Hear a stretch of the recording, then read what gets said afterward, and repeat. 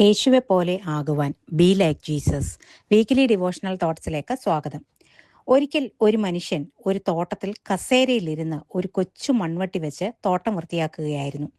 അതുവഴി കടന്നുപോയവർ പറഞ്ഞു, ഇയാളെപ്പോലെ ഒരു മടിയനെ കണ്ടിട്ടേയില്ല.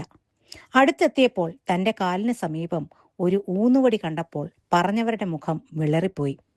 ഊഹാപോഹങ്ങളും ആരോപണങ്ങളും ഇങ്ങനെയാണ്. നാം ഊഹിക്കുന്നതും സത്യവും തമ്മിൽ വലിയ അന്തരമുണ്ട് എന്ന് തിരിച്ചറിയുക. അപ്പോസ്തല പ്രവൃത്തികൾ 21 അധ്യായം 27 മുതൽ 40 വരെയുള്ള വാക്യങ്ങൾ വായിക്കുമ്പോൾ പൗലോസ് ദേവാലയത്തിൽ വെച്ച് പിടിക്കപ്പെട്ടതും തുടർന്ന് യെരുശലേമിൽ കലക്കമുണ്ടായതും അധികാരികൾ ഇടപെട്ടതുമായ സംഭവങ്ങളെപ്പറ്റി വിവരിക്കുന്നുണ്ട്. പൗലോസ് അധ്യക്ഷനായ യാക്കോബ് പറഞ്ഞതനുസരിച്ച് നേർച്ചയുള്ള 4 പുരുഷന്മാർക്കൊപ്പം ദേവാലയത്തിൽ യാഗമർപ്പിക്കാൻ വന്നതാണ്. എന്നാൽ ആസിയയിൽ നിന്ന് വന്ന ചില യഹൂദന്മാർ പൗലോസ് ദേവാലയത്തിൽ നിൽക്കുന്നത് കണ്ടപ്പോൾ ചിലത് അനുമാനിച്ചു. എന്താണ് അവർ അനുമാനിച്ചതെന്നോ? നഗരത്തിൽ വെച്ച് പൗലോസിന്റെ കൂടെ ത്രോഫിമോസിനെ കണ്ടിരുന്നു. എന്നാൽ ത്രോഫിമോസ് ദേവാലയത്തിൽ കടന്നില്ല.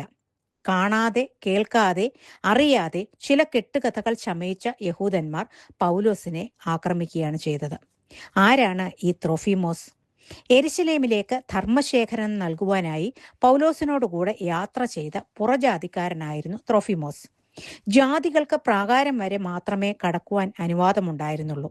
അകത്ത് വിശുദ്ധ സ്ഥലത്തും കടക്കുവാൻ അവർക്ക് യോഗ്യതയില്ല. ഓരോ പ്രവേശന കവാടത്തിലും മുന്നറിയിപ്പുകൾ എഴുതി വെച്ചിരുന്നു, പുറജാതിക്കാർക്ക് പ്രവേശനമില്ല എന്ന്. എന്നാൽ ഈ മുന്നറിയിപ്പ് അവഗണിച്ച് അകത്ത് കടക്കുന്നവൻ ആരായിരുന്നാലും, അവൻ റോമ പൗരനായിരുന്നാലും കൂടെ മരണശിക്ഷയ്ക്ക് അർഹനാണ്. ഇവിടെ ഇതാ ത്രോഫിമോസിനെ പൗലോസ് ദേവാലയത്തിൽ കൂട്ടിക്കൊണ്ടു വന്നു എന്ന് വിചാരിച്ചാണ് അവർ ജനത്തെ ഇളക്കി പൗലോസിന്റെ നേരെ തിരിഞ്ഞത്. ദേവാലയം തീണ്ടിച്ചവനെ ശിക്ഷയ്ക്ക് വിധേയനാക്കുവാൻ അവർ തീരുമാനിച്ചു. അതിനായി അവർ പുരുഷാരത്തെ ഇളക്കി പൗലോസിനെ പിടിച്ച് ഉപദ്രവിച്ചു. ഇന്നൊരാളെ മനഃപൂർവ്വമായി കൊടുക്കാൻ ചിലർ മനസ്സ് വെച്ചാൽ ഒരു പ്രയാസവും കൂടാതെ ഇതുപോലെ അവരുടെ മേൽ കുറ്റം ആരോപിക്കാനും ജനത്തെ അവർക്കെതിരായി തിരിക്കാനും കഴിയും. സോഷ്യൽ മീഡിയയും ന്യൂസ് ചാനൽസും ഒക്കെ നിജസ്ഥിതി അന്വേഷിക്കാതെ അവരുടെ കൂടെ കൂടുകയും ചെയ്യും. യഹൂദന്മാരെ സംബന്ധിച്ചിടത്തോളം 3 കാര്യങ്ങൾ വളരെ വിശുദ്ധമായി അവർ കണക്കാക്കിയിരുന്നു. 1 അവരുടെ ദേശം, 2 തിരുവെഴുത്തുകൾ, 3 ദേവാലയം. ഇതിൽ തിരുവെഴുത്തുകൾക്ക് വിപരീതമായി പൗലോസ് ജനത്തെ പഠിപ്പിച്ചുവെന്നും ദേവാലയത്തെ തീണ്ടിച്ചും എന്നുമായിരുന്നു ആരോപണം. ഇത് കേട്ട പാടെ മറ്റു യഹൂദന്മാർ പ്രകോപിതരായി. ഇതേ ആരോപണം തന്നെയാണ് യേശുവിനെതിരെയും സ്തേഫാനോസിനെതിരെയും അവർ പണ്ട് ഉന്നയിച്ചത്. വാർത്ത കാട്ടുതീ പോലെ പടർന്നു. നഗരമിളകി, ജനം ഓടിക്കൂടി. 27 വർഷങ്ങൾക്ക് മുമ്പ് ഒരു പെന്തിക്കോസ്ത് നാളിൽ ജനം മാളിക മുറിക്ക് സമീപം ഓടിക്കൂടിയിരുന്നു, അവിടെ എന്താണ് സംഭവിക്കുന്നതെന്ന് കാണുവാൻ. ഇപ്പോൾ ഇവിടെ പൗലോസിനെ ആക്രമിക്കാനാണ് ഇവരെല്ലാം ഓടിക്കൂടിയത്. അവർ അവനെ ദേവാലയത്തിന് പുറത്തേക്ക് ഇഴച്ചു കൊണ്ടുപോയി. കാരണം വിശുദ്ധ മന്ദിരത്തിനകത്ത് വെച്ച് രക്തം ചൊരിയുകയോ കൊല്ലപ്പെടുകയോ ചെയ്താൽ മന്ദിരം അശുദ്ധമാകും. നിരപരാധിയെ കൊല്ലാൻ മടിയില്ല, പക്ഷേ ആലയം അശുദ്ധമാക്കരുത്. ഉടനെ വാതിലുകൾ അടച്ചു കളഞ്ഞു എന്ന് വാക്യം 30 പറയുന്നുണ്ട്. കൂടുതൽ കുഴപ്പങ്ങൾ ദേവാലയത്തിനകത്ത് നടക്കാതിരിക്കാൻ അധികാരികൾ എടുത്ത തീരുമാനമാണിത്. പുരുഷാരം മൃഗീയമായും പൗലോസിനെ അടിച്ചു കൊല്ലുവാൻ ശ്രമിക്കുന്നു. എന്നാൽ സംഭവിക്കുന്ന കാര്യങ്ങളെപ്പറ്റി റോമൻ പട്ടാള സഹസ്രാധിപന് അറിവ് കിട്ടി. അവർ ഈ കാര്യത്തിൽ ഇടപെട്ടു. പട്ടാളത്തെ കണ്ടപ്പോൾ അവർ അടി നിർത്തി. സഹസ്രാധിപൻ 2 ചങ്ങലയിട്ട് പൗലോസിനെ ബന്ധിക്കാൻ കൽപ്പിച്ചു. അഗബാസ് പറഞ്ഞ പ്രവചനം അങ്ങനെ നിവർത്തിയായി. ജനത്തോട് സഹസ്രാധിപൻ ചോദിച്ചു, ഇവൻ ആരാണ്? ഇവൻ എന്തു ചെയ്തു? 34 വാക്യത്തിൽ പറയുന്നു, ചിലർ അങ്ങനെയും ചിലർ ഇങ്ങനെയും നിലവിളിച്ചു എന്ന്. മുന്നിൽ ഒരാൾ ചെയ്യുന്നത് കണ്ട് കാര്യങ്ങൾ അറിയാതെ പ്രവർത്തിച്ചാൽ ഇങ്ങനെ ഇരിക്കും.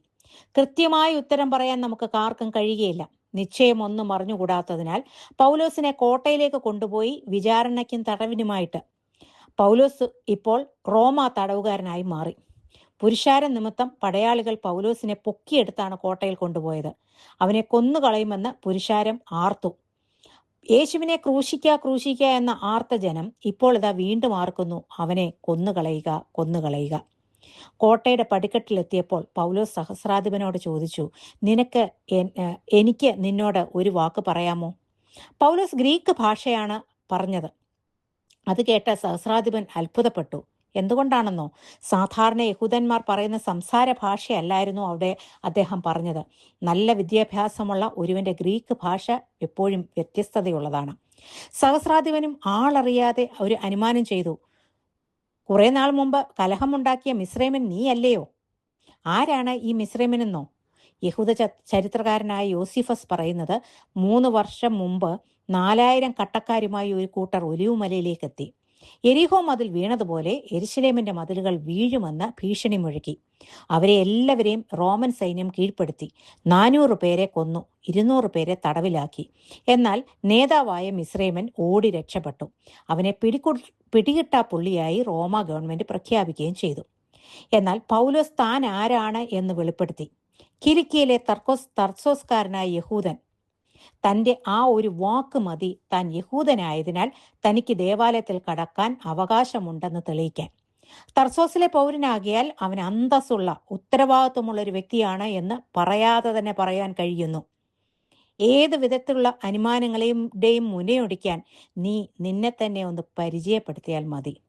ഇന്നും അനുമാനങ്ങളും ഊഹാപോഹങ്ങളും വ്യക്തികളെ തകർക്കാൻ ശ്രമിക്കുമ്പോൾ, ജനത്തിനിടയിൽ കലഹമുണ്ടാക്കുമ്പോൾ അവിടെയൊക്കെയും നിവർന്നു നിന്ന് ചിലത് സംസാരിപ്പാൻ പരിശുദ്ധാത്മാവ് നമ്മെ സഹായിക്കും എന്ന് ഓർപ്പിച്ചുകൊണ്ട് ഈ വേദപഠനം ഇവിടെ അവസാനിപ്പിക്കുന്നു.